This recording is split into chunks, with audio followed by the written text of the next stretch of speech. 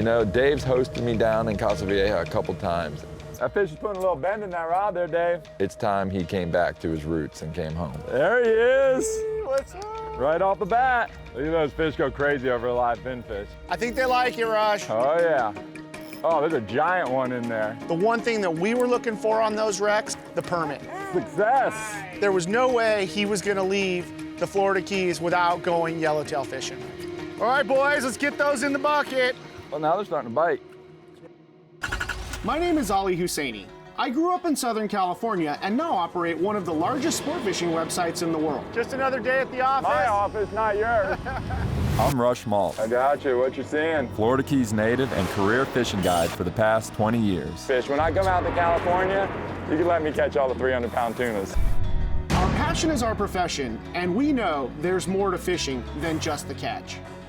There's a good mark right there. That's what I like to see. That's the one! He's not superstitious because that's bad luck. Woo! All right, get with him, come with him. We explore the people, places, and species that make up the culture of fishing.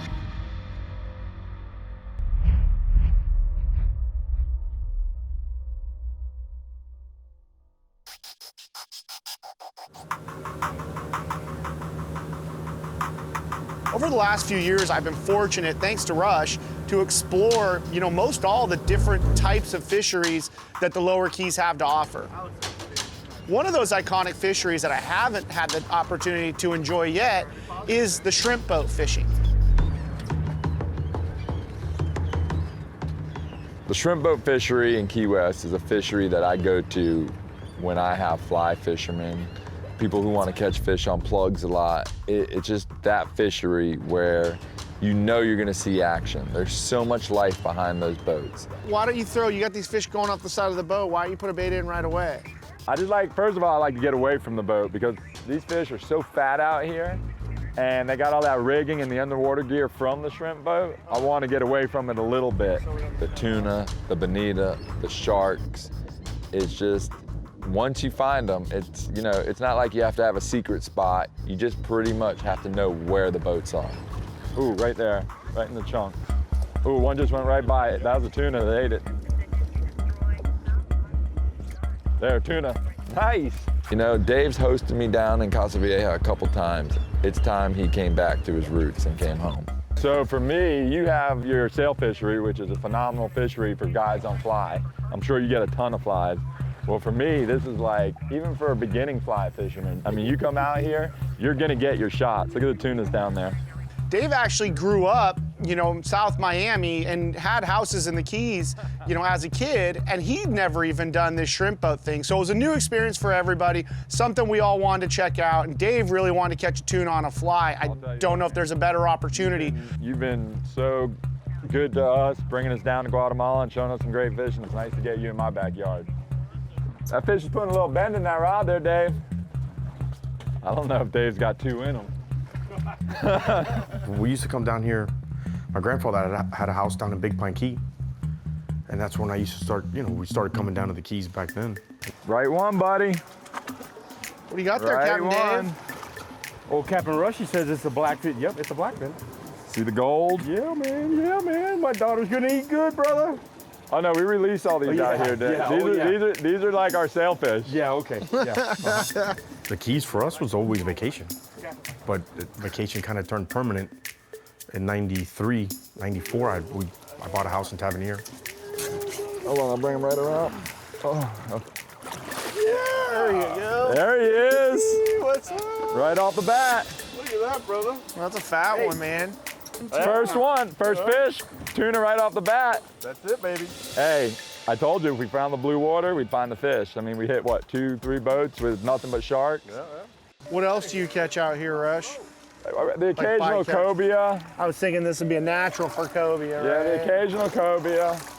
If you don't know how commercial shrimp fishing is done, it's pretty simple. They actually drag a couple of trawl nets, one off of either side of the boat, and it basically scrapes the bottom and collects the shrimp where they generally live, tight to the bottom. And they have this bycatch, and as they're culling throughout the night and into the morning, these fish are constantly following. They're basically giant chum machines all night long. In that shrimp trash, you're gonna find everything from little tiny crabs to little bait fish to flounders, puffer fish, all kinds of stuff. And you don't wanna just chum with it whole because you'll burn through it so fast. In comes Rush and his trusty scissors. So Rush, what's the story on this Bago chum you got here? How do you get it? We used to come out here and get it right off the boat. That's what I thought the drill was. You slid up and traded him some beer or something for a bunch of chum? We used to. We used to get it right off the boats back in the old days, but that's kind of gone away. Okay. And now kind of when they come into the docks, they sell it to the fish house, and the fish house, we go get it from the fish house. Oh, so you're paying for this stuff. Oh yeah.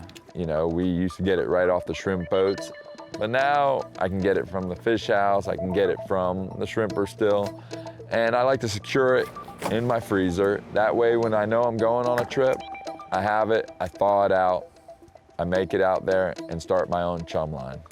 There they go. Tuna. Oh, there's quite a few tuna here. Hey, get out of the way. All right, relax. Let 'em get the shot. Hold get on, out of let the 'em way, get the Captain shot. Elbows. Hold on, Dave. This will be good. Hey, now this is what I'm talking about where you're gonna have to cherry pick.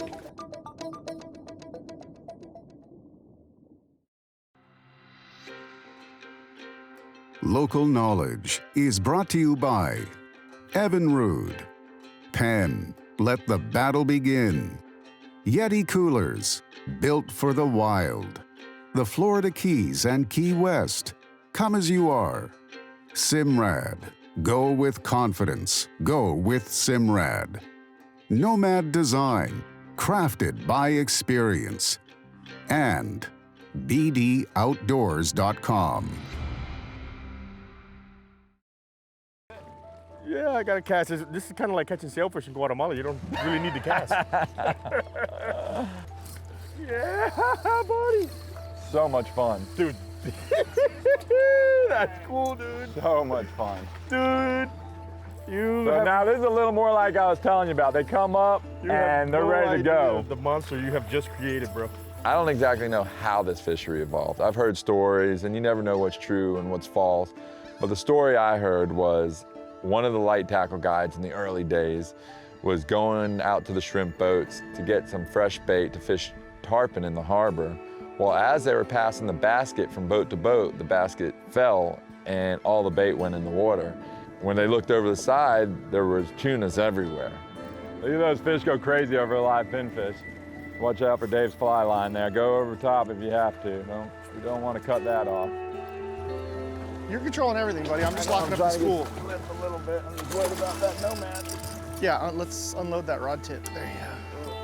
That is a They're big healthy out old here, dude. bonita, man. Holy When they sit and moly. they eat all this bait that's All coming day off long. that bait all day, all night long, they get fat. I'd never seen bonita this big. Makes perfect sense. They're basically living under these shrimp boats, just waiting for their next meal to come. And along the way, they've gotten really fat and really strong. I mean, my hand's in his belly, and it's taking up my whole palm. Yeah, that is a big old bonita, man. When I was fishing with Dave back in the day, we were young. Me personally, I was just getting my business started, and I was still doing a lot of commercial fishing. Dave was a sport fisherman. He was starting to get into the traveling. We were taking different paths at the time. Oh, I get him before you break your rod. Don't break your rod. You only got one. Exactly. That's what I'm here.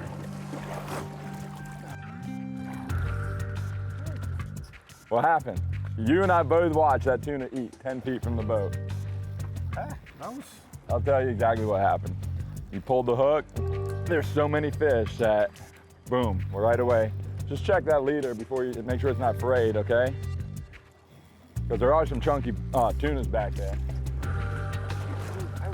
Oh, you got it. Dude, you cannot wind it too fast for these guys. This bonita might be bigger. There's some big ones. This is King Kong. Look at this guy. Look at the back on him. You don't have to worry about that hook coming out. That is chunky. That is a straight I think he ate it. donkey. Yeah. I don't think that lure works. Holy crap. Good old Chuck Norris. He swam right at me too. I didn't get the hit and blow up. I saw the boil and then I couldn't see my popper. So you know in the Northeast, they chase these things all over. I know, it's like they have a whole season for that a whole stuff. season, and they're trying to catch them on top water and fly. I can't freaking see that hook. One day we gotta turn one of these into another swordfish. I'm all about that. Just like any kind of chumming fishing, it's all about having a steady stream. You got it, Richie? I got the one. Ellie, you gotta try this. I mean, there's not many fisheries where you can come and just catch them at will, other than Dave's. You feed them too much, they might get full and take off. You don't feed them enough, you might not hold their interest. So the program was pretty simple. You roll up to the boat, you throw a good couple handfuls of chum to sort of get things going, finding out if anybody's home there, and then start the steady stream of 1 and 2 chunks just to hold the fish around long enough for us to catch them. Holy bonita. Holy Juanita. What you got there, Captain Rutch? The very elusive Juan. It's a beautiful bonita. He is fat. Dude, they're so big, it's crazy.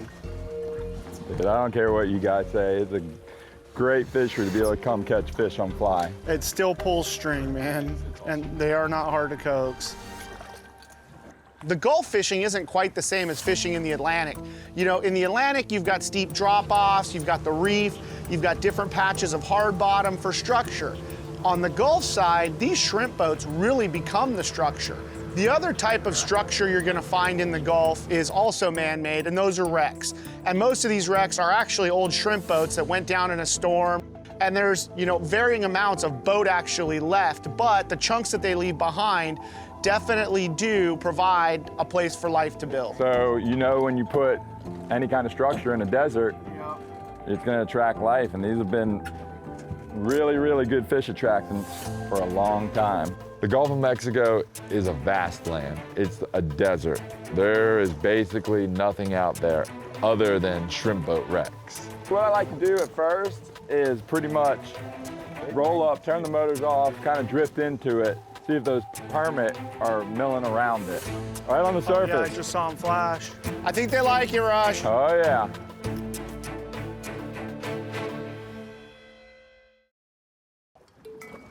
I think they like you, Rush. Oh yeah. Oh, there's a giant one in there. That one was huge. I saw exactly that one you're talking about. Turned on his side. Dude, Dave, get your fly rod. Will the permit mix with these?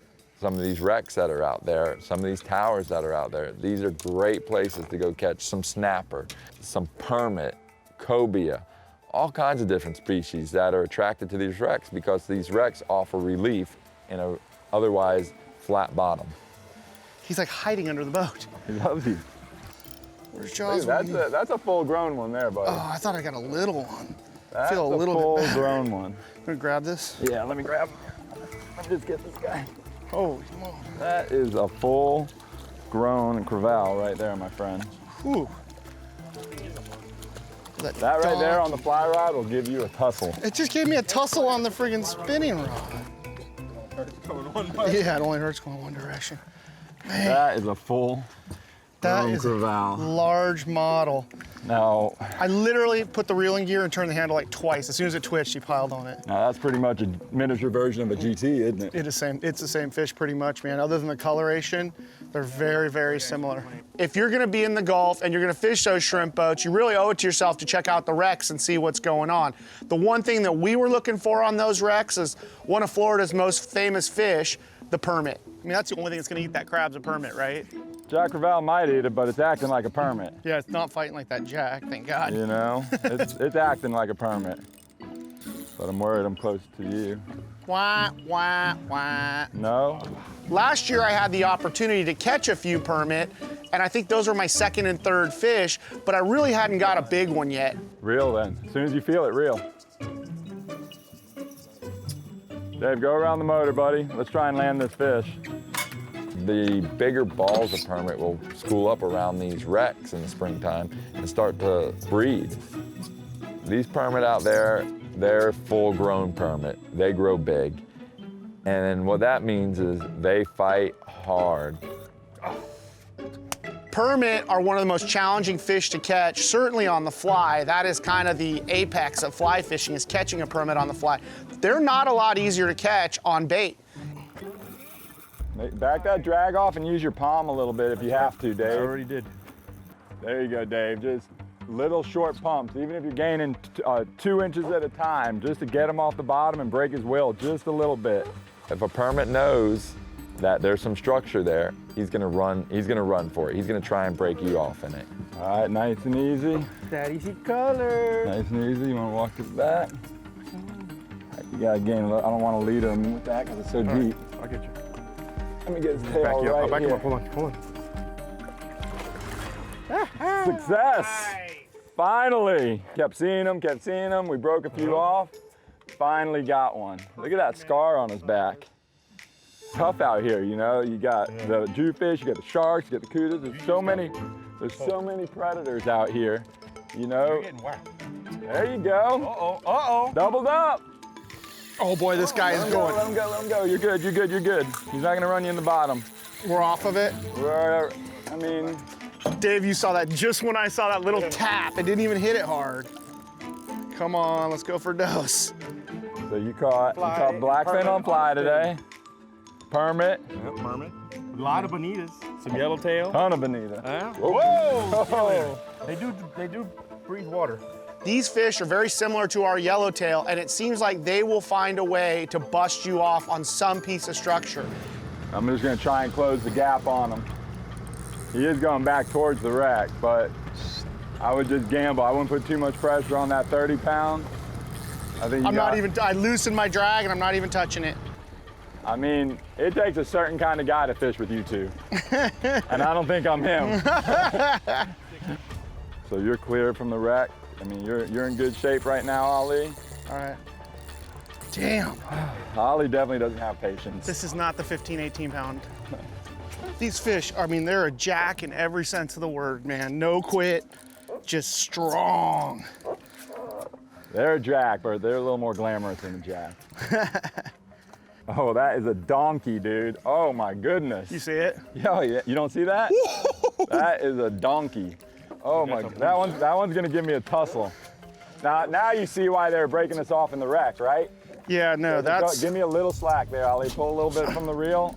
I got it, but just be ready for him to run. I'm ready. He's gotta be tired. Hell yes! Look at that. Look at that! Look at that. Ooh, that is a stud. Awesome. Now that is a nice way to end the day. Dude, are you kidding me? It couldn't get any better. We were looking for this dude all day. Good job, buddy. I mean, So these are prehistoric to me too. They got, I don't know what it is, they got that dinosaur looking forehead, like such a cool, that's my biggest, hands down. oh yeah. Hands yeah, down. I mean, I don't know how many more you've caught other than with us, but Just one other, honestly, with Stevie. yeah. All right, Rutchy, I'm gonna go and let this guy go. Yeah, buddy. Now, are these hardy? I would say they are. They're extremely hardy. Yeah. See ya. Oh man, how quickly it changes. Nice way to end the day.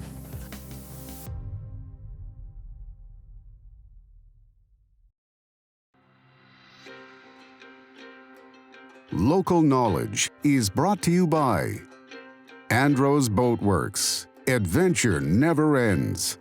Mustad Hooks. Defining fishing hooks since 1877. AFTCO, the American Fishing Tackle Company. Costa. See what's out there. Seakeeper. Once you feel it, you'll never boat without it. Sea Deck. Your boat deserves Sea Deck. Fleer, the world's sixth sense. And by Casa Vieja Lodge. Experience 5-star angling in tropical Guatemala. What made this trip different for us was we actually got Dave out of his element and got him something to fish that he's really passionate about. We're just getting set up here. The tide's not really moving that much right now. I anticipate it's gonna start moving in a little bit.